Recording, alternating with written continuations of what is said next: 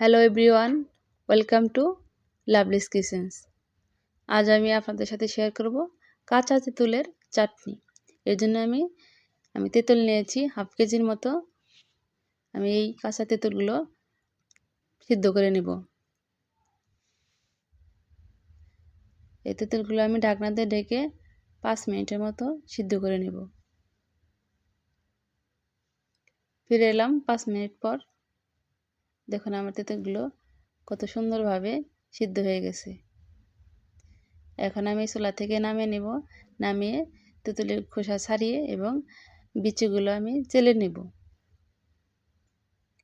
আমি এখানে চুলায় একটি প্যান বসিয়ে সেখানে আমি সরিষার তেল দিয়েছি 2টো শুকনো লঙ্কা। এর মধ্যে দিয়ে দেব 1 টেবিল চামচ পাঁচফোড়ন। আমি এই পাঁচফোড়ন দিয়ে আমি 2 মিনিটের মতো একটু ভেজে নেব। ভাজে যে একটা সুন্দর একটা ঘ্রাণ বের হবে, তখন আমি এর মধ্যে দিয়ে দেব যে আমি তেঁতুলটার বিচি ছাড়িয়ে রেখেছি, সেই তেঁতুলটা এখানে দিয়ে দিব।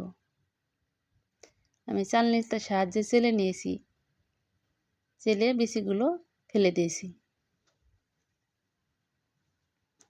এখন আমি তেলের সাথে 2 মিনিটের মতো ভালো করে কষিয়ে নেব।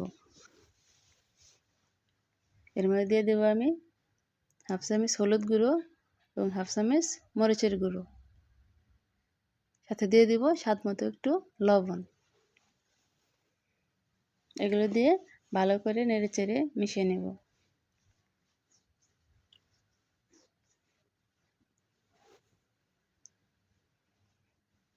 মিশিয়ে 2 মিনিট ভাজার পর এর মধ্যে দিয়ে দেবো আমি চিনি।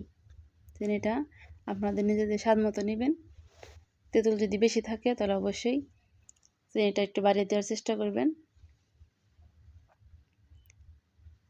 দেখুন আমার চাটনিটার কত সুন্দর একটা কালার চলে এসছে, পানিটা শুকিয়ে গেছে। আমি এর মধ্যে দিয়ে দিব অল্প কিছু ভিনেগার। ভিনেগারটা দিলে আচারটা ঘরে সংরক্ষণ করে রাখা যায়।